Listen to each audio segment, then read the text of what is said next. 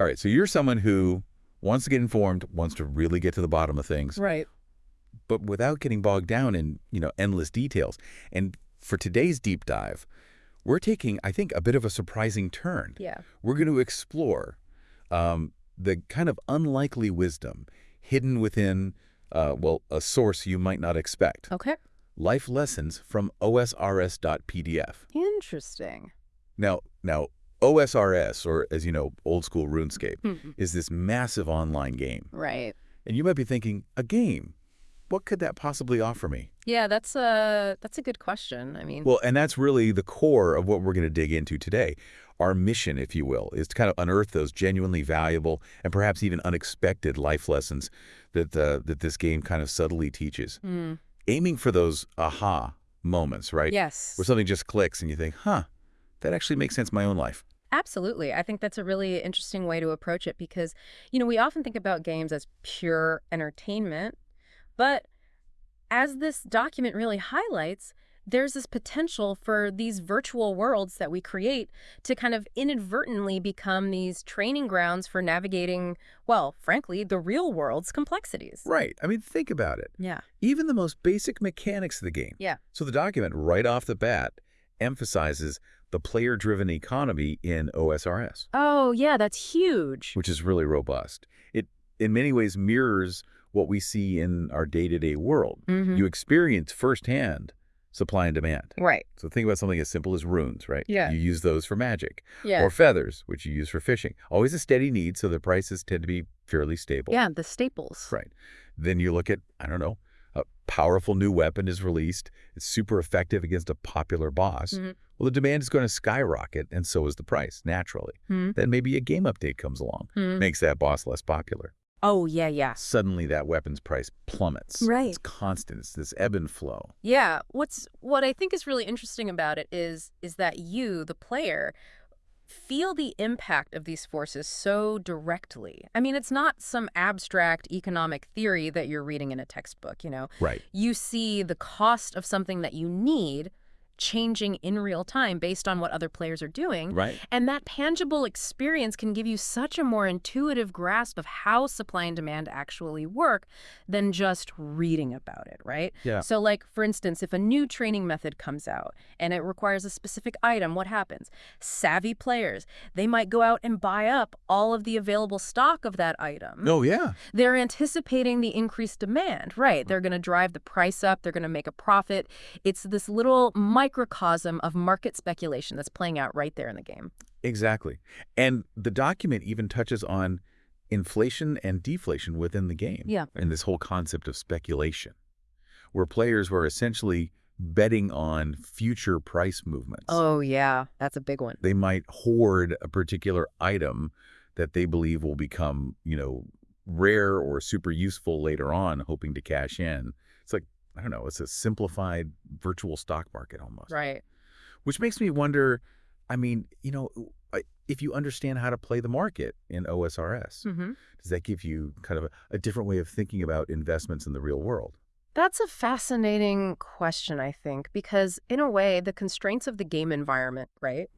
They can actually make certain economic principles stand out much more clearly than they might in the messiness of a real-world economy with all of its interconnected factors. And the long-term versus short-term investment thing, that's super interesting. Yeah. So some items are great for a quick flip, right? You buy low, you sell high, you make a small profit. But then there are these other items, maybe they're discontinued cosmetic items, something like that.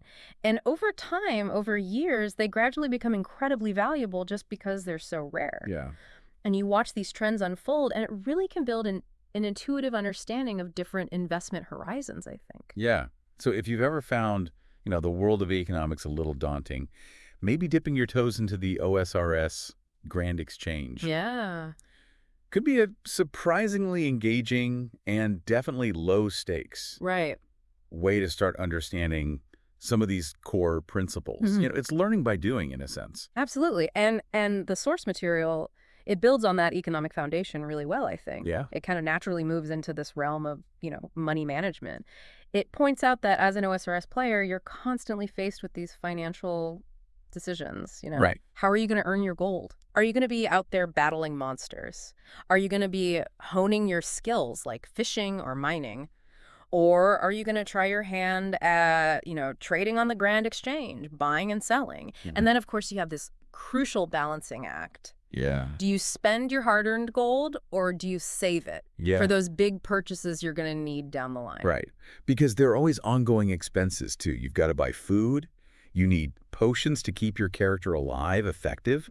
And you're constantly, I think, subconsciously calculating at least the profit margin of whatever you're doing, right? Yeah. Is this worth the cost of the supplies? Absolutely. And then, of course, there are the bigger long-term investments, right? Like saving up for that amazing, powerful new weapon.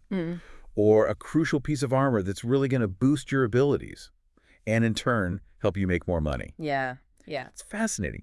This cycle of earning, spending, strategizing, I mean, it really, even if you don't realize it, hammers home these core concepts of budgeting. Oh, totally. And resource allocation. You have a limited amount of gold, and you have to make choices about how to use it. Right. It teaches you, even if it's subtly, to prioritize needs over wants and really make a plan. Totally. And I think, even practicing that in a virtual space like that, it can translate, to a more thoughtful approach with your real world personal finances. Right. Hopefully. Hopefully, yeah.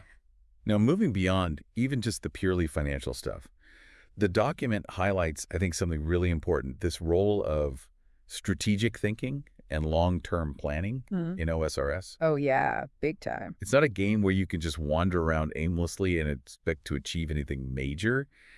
Pretty much any significant accomplishment, it's going to require some level of foresight, some level of problem solving. Oh, absolutely. I mean, think about it. So many things in OSRS, they have these prerequisites. You can't just decide, okay, today I'm going to make the best armor in the game. Cool. Well, chances are you need to level up a bunch of other skills first. Right. Like smithing and mining. And then you've got quests. These are basically like in-game storylines. Yeah. Often have these complex chains of requirements.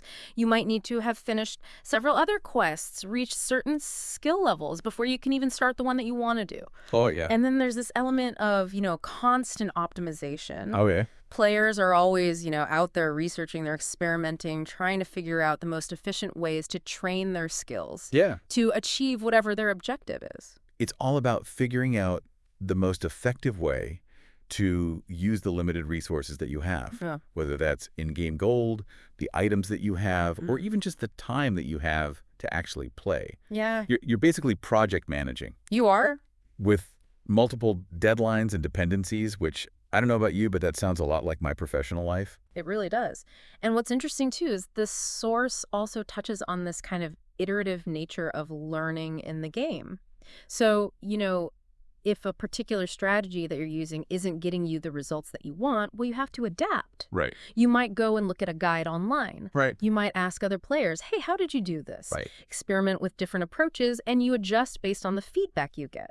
And that continuous process of trial and error, of learning from your successes, learning from your failures. Yeah. That's an incredibly valuable skill, and I think that applies to just about everything we do in life. Right. You have to be able to kind of roll with the punches. Yeah. Now, something that stood out to me in this document was this idea of, and I'm going to try to say this correctly, the nonlinear nature of growth in OSRS. Oh, that's such a good point. It's not just about grinding, making your character's stats higher and higher and higher. It's so much more than that. And the source really emphasizes that your progress as a player, it's multifaceted, right? Yeah. There's the character levels, of course. Right. But it's also about understanding, how the game mechanics work, how the different systems interact, the little nuances of combat, the intricacies of the different skills, and then just your personal improvement as a player, right? Like getting better at performing those little specific actions,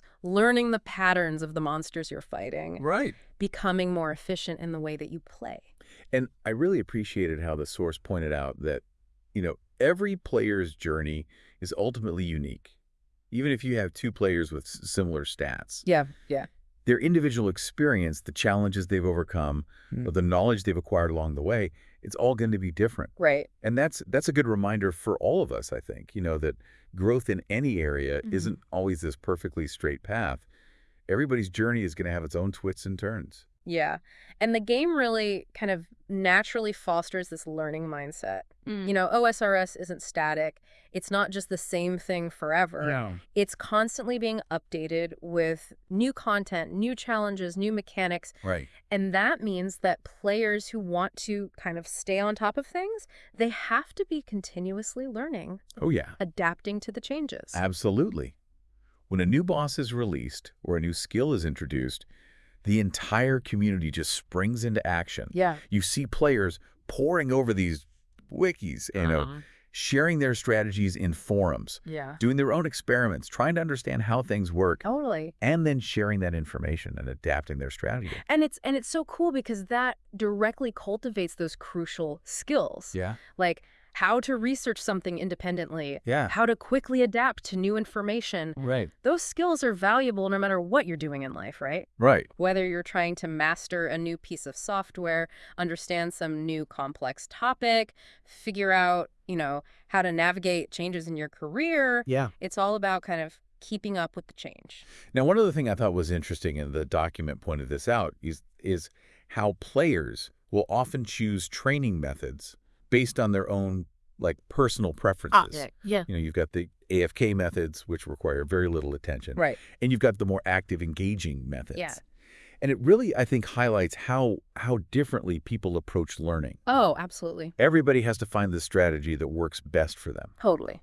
Now, let's talk about something OSRS is, notorious for. Huh? The time commitment. Oh, yeah. The document spends a lot of time talking about patience and perseverance. I mean, reaching max level in every skill in OSRS or completing every quest, that can literally take hundreds, Oh, yeah. if not thousands of hours of dedicated effort. It's a commitment for sure. It really is. And it's a real test, right, of your ability to stick with something over the long haul. It is. But through that commitment, you learn patience. You learn not to give up. Yeah. And you learn that slow, consistent effort, even in small increments, over time, it leads to significant progress. It really does. And I think in a world that so often seems to promise these instant results, OSRS is this wonderful kind of reminder that those truly meaningful achievements, they take time. They do. They really do. And it's about embracing that journey. It's not just about the end goal. It's about that whole process of getting there. And you can't forget the role of luck. Oh, yeah, that's a big one. The source material talks about drop tables, these randomly generated items you get when you defeat monsters. Right. Or clue scrolls, which, offer a chance at rare and valuable treasure. Yeah, some of the most coveted items in the game come from those things. Right. But the thing is, you could spend, hours and hours battling a particular monster, never get that rare item you're hoping for, and someone else gets it on their first try. Absolutely. Which teaches you, I think, randomness. It's a factor in life as well. Oh, yeah. Some things you just can't control. And I think it's a valuable lesson in humility, to be honest. Yeah. It's about managing expectations. Right. You can do all the preparation, you can optimize all your strategies, you can increase your chances, but sometimes, the outcome, it really is just a matter of chance. Yeah. And learning to accept that, learning to not get discouraged by bad luck, that's a skill that you can definitely take with you into the real world. Now, something I found really interesting is how the document talks about ethics, Oh, yeah. even in a virtual world like this. Yeah, it's fascinating, isn't it? Because you see these instances of scamming, players trying to deceive other players to get their items, Right. Or you've got crashing, where players will intentionally disrupt other people's training activities. And what's so thought-provoking is how those interactions, even though they're happening in this anonymous digital space, they can really kind of bring these questions of personal integrity, of sportsmanship, to the surface. Right. Do you exploit someone else just for a quick gain, or do you play fair?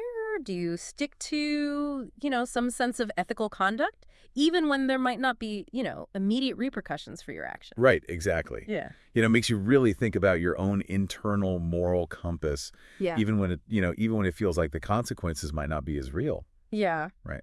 And I like how the source kind of hints at this idea that the ethical choices you make in a virtual world like that, they might actually, say something about you as a person, Yeah. about how you tend to interact with the world. Totally. Now, of course, not everything is, cutthroat and Well, competitive. absolutely not. OSRS is also about community. Mm-hmm. about collaboration. Oh, for sure. The document talks about clan chats, these organized events, team-based activities like raids, where you have to really work together. And how a lot of times the more experienced players will mentor or kind of guide newer players. Totally. And while you can certainly play OSRS completely solo, You can. a lot of players find a lot of value in connecting with others. You learn about cooperation. You form friendships based on shared interests. Right. And you see how much more you can achieve when you work together. Yeah, that sense of shared progress, of having people who are supporting you, it's motivating. Yeah. And it connects back to this idea of working towards long-term goals, which the source talks about quite a bit. Oh, yeah, for sure. OSRS is full of these big long-term goals, saving up for a really expensive piece of equipment, which could take weeks or even months of effort. Totally. Or you could be dedicating yourself to completing one of those super long, elaborate quest lines. Yeah, which could take, hours and hours of gameplay. Right. But the feeling of finally accomplishing one of those goals, yes, after all that time and effort. It's so rewarding. It is. It really is. And it reinforces that idea that the most satisfying things in life often take that kind of dedication, right? They do. That delayed gratification. It's so true. Now, the document also points out how OSRS constantly makes you evaluate risk versus reward. Oh, for sure. And this is really obvious in, things like PvP combat, right? Oh, yeah, absolutely. Player versus player. Right. Where you risk losing your valuable items. Yep. Or even, market flipping, where you could buy and sell things hoping to make a profit. Right. But you could also lose a lot. Yeah. So it's that constant, what am I willing to risk for this potential reward? It's a calculation. Right. What are my chances? Right. These are principles that apply to real-world investments, to starting a business, Oh, yeah. to so many things in life, right? For sure. Making decisions when you don't know what's going to happen. Yeah, embracing that uncertainty. Now, anyone who has spent any time in OSRS knows failure's a given. Oh, yeah. It's part of the game. Happens to all of us. Right. You're going to get defeated by monsters. You're going to make mistakes during quests. You might misjudge the market. Yep. But the source makes a point of saying that, every failure, it's feedback. Yeah, you learn something. It's an opportunity to do better next time. It's all about how you frame it, right? It is. It's not about, oh, I failed, I'm terrible at this. It's like, okay, what happened? Right. What can I do differently next time? It's that resilience, that understanding that failure, it's actually part of growing. Totally, totally. And, OSRS is constantly changing. Yeah. Updates, new content, sometimes even changes to how the game works. Right. It forces you to adapt. Oh, for sure. If you get too attached to a specific way of doing things, you might get left behind. Absolutely. You have to be flexible. Yep. You have to be willing to, rethink your approaches, be open to new information. Right. It's that agility. Yeah, being receptive to change. And that's important in life, too, because the world's constantly changing. Totally. Yeah. Now, here's a really interesting thing that the source kind of dives into. It's this difference between, what they call intrinsic motivation and extrinsic motivation, and how, not all the goals that players pursue in OSRS are about getting more gold. Oh, yeah. Or experience points. No, definitely not. Sometimes it's just about the satisfaction of accomplishing something hard. Right. Or mastering something difficult. Right. That feeling of, I did that. Yeah, that internal drive. Yeah. Like, that's so powerful. It is. It is. And I think it's, it's a good reminder for all of us that doing things for ourselves, not just for the external validation, right, can be incredibly fulfilling. Now, of course, we do have to acknowledge the fact that OSRS can be pretty immersive. Oh, yeah, for a lot of players. So the document actually talks about, finding that balance, not getting too obsessive about the game. Yeah.